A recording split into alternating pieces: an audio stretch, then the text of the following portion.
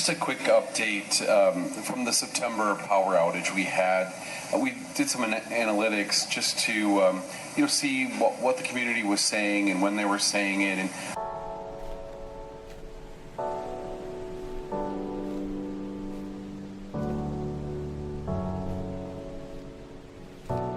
so between September 4th and the 13th, there were more than 25,000 comments left on social media. So Eddie in my office and Danielle, who's been helping him,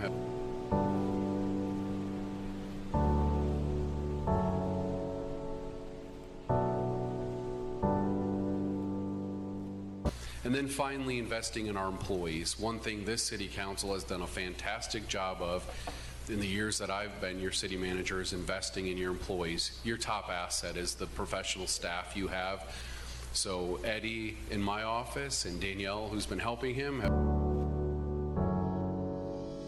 Today I want to talk about social media and legal issues and what you as an employer can and cannot do with your employees' social media use. When it comes to the job screening process in your HR department,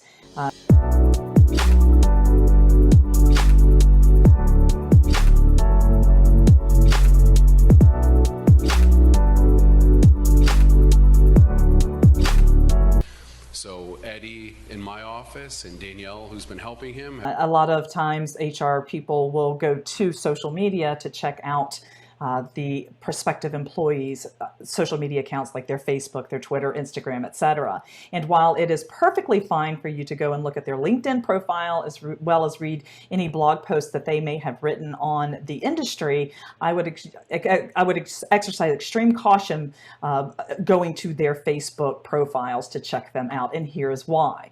We learned some lessons, but overall, the public, more than 15,000 comments, positive and appreciative. It is a personal spot for them, of which you will be able to learn about their religion, their ethnicity, their marital status, their political affiliation, their union activity, etc., things of that nature. And in an extreme situation, should that employee or that prospective employee not get a job, if they found out, they could actually sue you and say that they were denied the job based on race, religion, and other protected assets. So another danger zone for you is actually friending your employees. And the 300 plus employees that work for the city. Asked the mayor about the sniper rifle. He loves to talk to me about the sniper rifle. The two. Brad, we need the sniper rifle, right? Next to him would be Lieutenant Brad Holdway. He is the patrol commander. He is also the SWAT commander, and also a firearms subject matter expert. Brad, we need the sniper rifle, right? We need 3. Okay, so. You have top-notch people working for this community. Don't let anybody ever tell you anything different.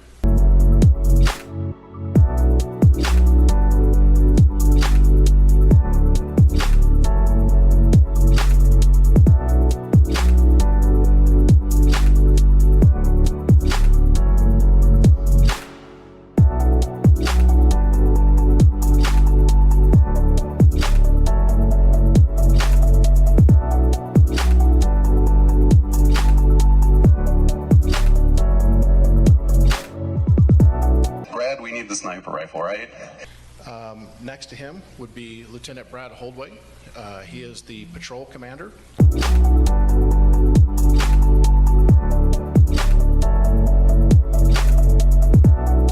So Eddie in my office and Danielle, who's been helping him.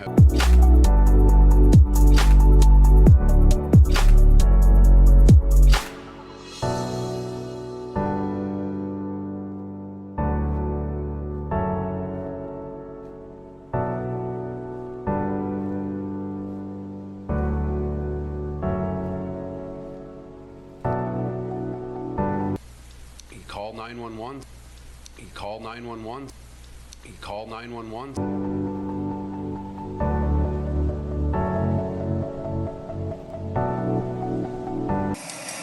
Just a quick update from the September power outage we had.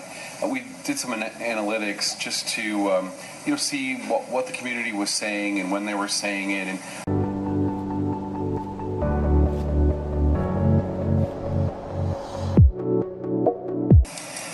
just a quick update from the September power outage we had. We did some analytics just to see what the community was saying and when they were saying it. And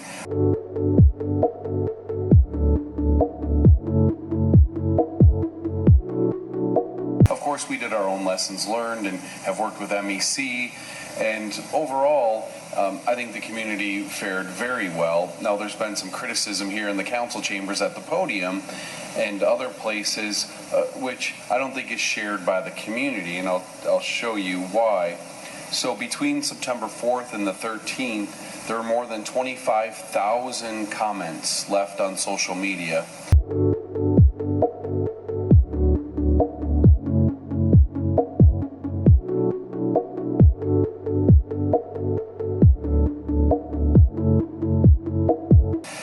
From our residents, 25,000. That's just not a like or a share, that's comments.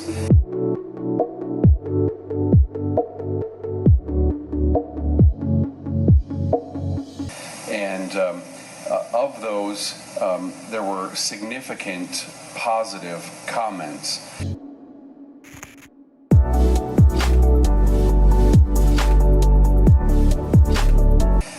Over 2,367 were actually gratitude and appreciation for response crews from the city and MEC. We learned some lessons, but overall, the public, more than 15,000 comments, positive and appreciative for the work that the city, first responders, and MEC did in that particular incident. But with a lot of tools, the bad people can find ways to use those tools for unintended purposes. In today's, in our environment that we have, in the regulatory environment we live in, the city manager hires the directors, and the city manager ultimately hires all the staff.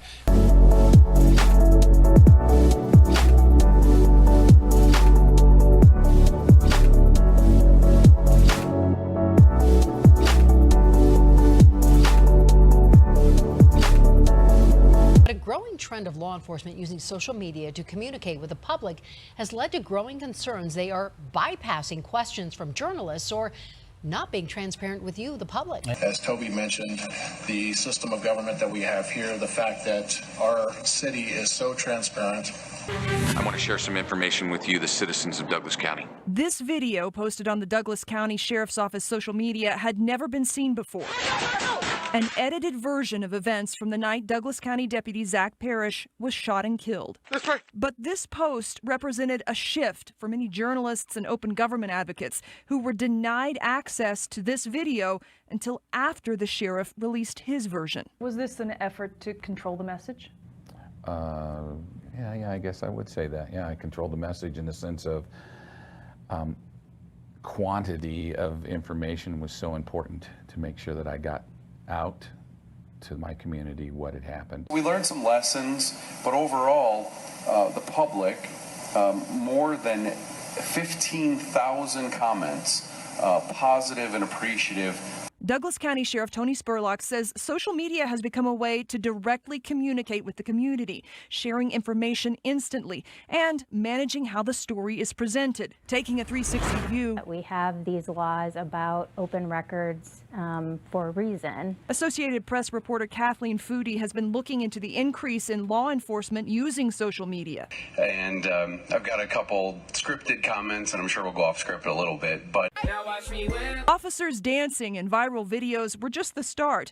Now she says in some recent examples, after deputies were shot, law enforcement directed journalists to social media, bypassing questions in early press conferences. Zach, can you hear me? While she says the Douglas County video does not appear to inaccurately portray the shooting, in other cases there are questions about transparency. In San Antonio, a newspaper discovered that a police department video featuring 911 calls actually included a fake call.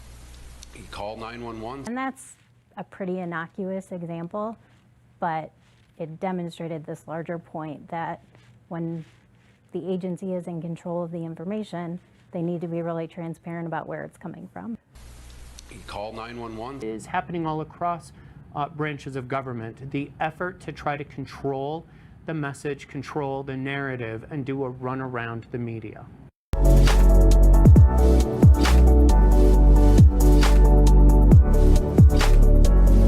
And open government advocates and journalists are watching, and this is why it's never been more important to make sure the information you get is accurate.